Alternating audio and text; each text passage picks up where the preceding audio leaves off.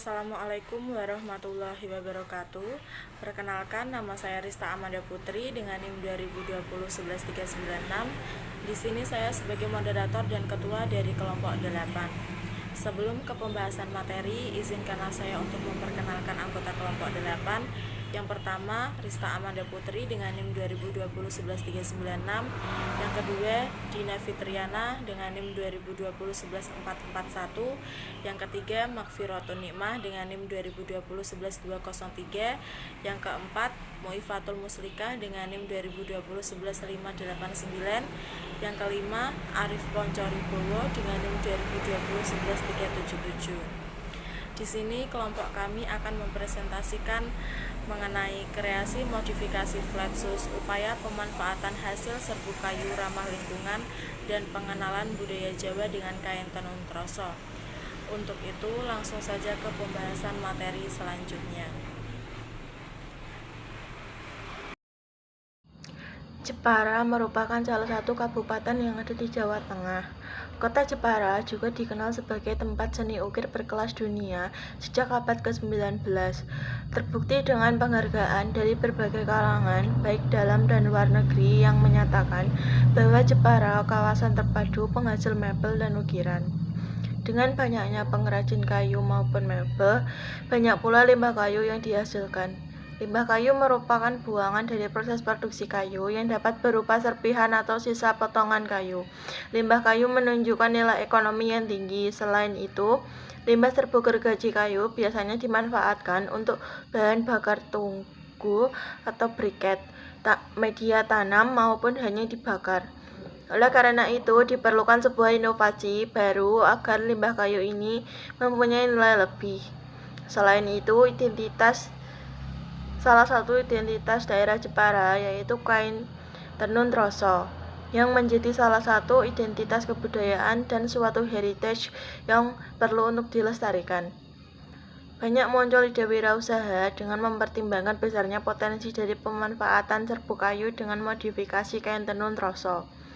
Ide wirausaha yang kami buat yaitu kreasi modifikasi flat shoes dengan pemanfaatan hasil serbuk kayu ramah lingkungan dan pengenalan budaya Jawa dengan kain tenun troso.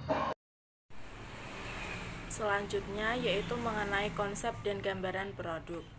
Sandal serbuk kayu bukanlah usaha yang baru di pasaran. Hal ini dikarenakan saat ini sudah ada usaha yang sejenis beredar di pasaran. Oleh karena itu, kami mencoba untuk mengemas usaha sandal serbuk kayu sebagai usaha yang berbeda dengan usaha sejenis yang sudah ada terlebih dahulu di pasaran. Adapun analisa tren pasar, yang pertama yaitu segmenting atau segmentasi. Berdasarkan fungsional produk sebagai produk fashion wanita yang berciri khas budaya. Segmen pasar yang kami bidik adalah konsumen wanita dengan golongan ekonomi menengah dan ke atas, dari remaja hingga dewasa. Yang kedua yaitu targeting atau target. Mahasiswa atau dosen wanita, masyarakat umum wanita dari berbagai kalangan. Yang ketiga yaitu positioning. Posisi produk ini adalah produk dengan konsep memanfaatkan hasil samping serbuk kayu dan kain tenun troso yang memperkenalkan kebudayaan di Jepara untuk mewujudkan ekonomi kreatif.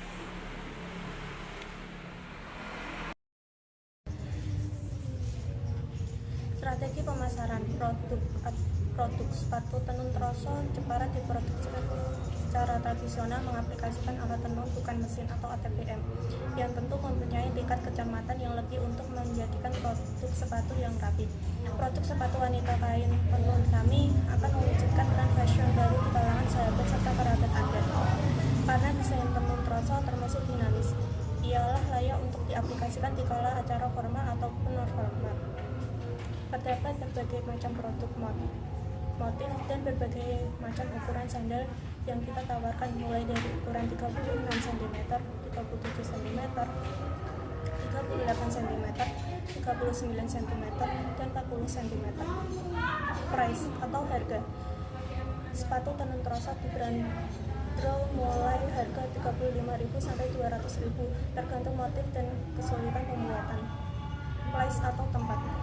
Tempat penjualan kami berada di kampus, di rumah, di pasar lokal, dan media online. Promosi. Usaha kami memproduksi berbagai motif dan ukuran, tentunya dengan pembelian 4 pasang sepatu tenun kain troso kami akan mendapatkan 1 pasang sepatu tenun kain troso. Peluang dan segmentasi pasar. Peluang dan segmentasi dari sandal serbuk kayu jika ditinjau dari segmentasi geografisnya, yaitu dengan menargetkan penjualan pada semua pasar yang ada di wilayah Indonesia. Tidak hanya di perkotaan, tetapi di wilayah pinggiran kota dapat menemukan sandal serbuk kayu tersebut. Sedangkan segmentasi secara demografis menargetkan penjualan kepada kalangan remaja sehingga dewasa wanita. Analisis SWOT. Yang pertama, strength atau kekuatan. Sepatu tenun troso Jepara diproduksi secara tradisional mengaplikasikan alat tenun bukan mesin atau ATBM, yang tentu mempunyai tingkat kecermatan yang lebih untuk menjadikan produk sepatu yang rapi. Dari segi pemilihan bahan baku, benang serta pewarnaan juga memakai bahan-bahan berkualitas serta terakui hasil dan keawetannya. Yang kedua, weakness atau kelemahan. Kelemahan produk kami adalah mudah ditiru orang lain dan mampu dijual dengan harga yang lebih murah, serta mudah berjamur sehingga kurang cocok digunakan di area yang lembab. Yang ketiga, opportunity atau peluang. Dengan Anda mengorder produk sepatu wanita kain bertenun kami akan mewujudkan tren fashion baru di kalangan sahabat serta kerabat Anda, karena desain tenun troso termasuk dinamis. Ialah layak untuk diaplikasikan di kala acara formal atau informal. Yang keempat, threat atau ancaman. Ketika bahan baku produksi mulai berkurang, sehingga otomatis harga jual meningkat, sehingga sangat sulit untuk melakukan penjualan. Selanjutnya yaitu mengenai metode pelaksanaan. Yang pertama yaitu manajemen usaha. Manajemen usaha yang kami lakukan adalah membuat perencanaan dan rancangan untuk strategi pemasaran dengan menerapkan protokol kesehatan yang baik. Mencari sumber dana agar usaha kami dapat berjalan, menyusun suatu organisasi agar usaha kami berjalan dengan baik sesuai dengan arahan, menggunakan alat dan bahan dengan baik. Yang kedua yaitu tahap survei pasar. Pada tahap ini dilakukan tindakan pengamatan secara virtual atau digital menggunakan media internet dengan melihat kondisi pangsa pasar, serta memperhatikan kondisi persaingan di lokasi pemasaran, serta melihat apa yang diminati banyak konsumen dan memprediksi tingkat kejenuhan produk oleh para konsumen. Jangka waktu untuk melakukan tahapan ini yakni selama 1 minggu. Metode pelaksanaan terbagi menjadi 5 tahap. Yang pertama, tahap persiapan alat, bahan, dan tempat produksi. Pada tahapan ini kami akan memulai dengan mempersiapkan sarana dan prasarana untuk memulai pembuatan produk.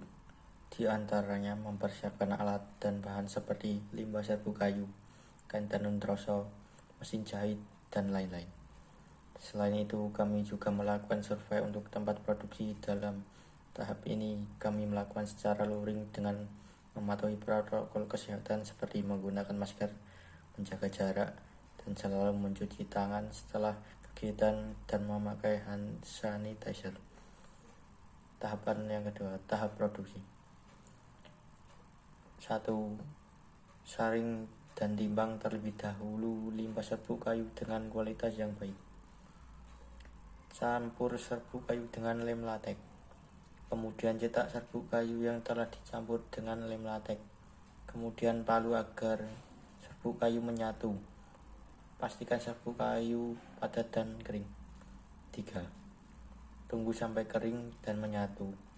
Setelah itu keluarkan dari cetakan agar hasilnya rapi. Amplas sisi dan permukaan serbuk kayu yang telah jadi. 4. Kemudian cat dengan menggunakan cat pernis. Tunggu sampai kering. 5. Cetak sol sandal sesuai ukuran serbuk kayu yang telah padat. 6. Lapisi bagian atas dengan kualitas sintetis dan kain tenun troso yang telah dipotong sesuai bentuk ukuran, kemudian jahit tepi kain hingga rapi. 7. Lakukan finishing dan mengemas produk. Pastikan agar tidak terdapat kecacatan produk. Metode pelaksanaan yang ketiga, tahap persiapan promosi. Pada tahap ini adalah persiapan mencetak banner, membuat pamflet sebagai promosi di media sosial, dan stiker produk yang dilakukan secara daring. Metode pelaksanaan yang keempat, tahap evaluasi. Dalam tahap ini yang akan kami lakukan adalah tahap evaluasi secara virtual digital melalui Zoom, cloud meeting atau via WhatsApp video. Kami melakukan pada setiap akhir bulan dan produksi selesai. Tahap evaluasi ini berisikan segala sesuatu yang ada di luar perencanaan akan dievaluasi, baik berupa masukan dari distributor maupun konsumen. Kemudian hasil perkembangan produk akan dilaporkan. Metode pelaksanaan yang kelima, tahap pemasaran. Pada tahap ini dilakukan dengan strategi pemasaran dan rencana penjualan dan diatur oleh CMO atau Chief Marketing Officer. Kami mengenalkan dan memasarkan produk dengan cara online seperti melakukan promosi secara daring dengan membuka toko online seperti Shopee, Lazada, dan Tokopedia, dan melalui iklan Instagram dan website. Konsep pelaksanaan. Konsep pelaksanaan yang pertama, virtual digital, 2 daring, 3 luring. Uraian kegiatan yang pertama, kegiatan survei pasar dan evaluasi. 2, kegiatan persiapan promosi dan pemasaran. 3, kegiatan persiapan alat dan bahan dan tempat produksi. Demikianlah presentasi yang bisa kami sampaikan. Apabila ada salah kata kami mohon maaf. Terima kasih. Wassalamualaikum warahmatullahi wabarakatuh.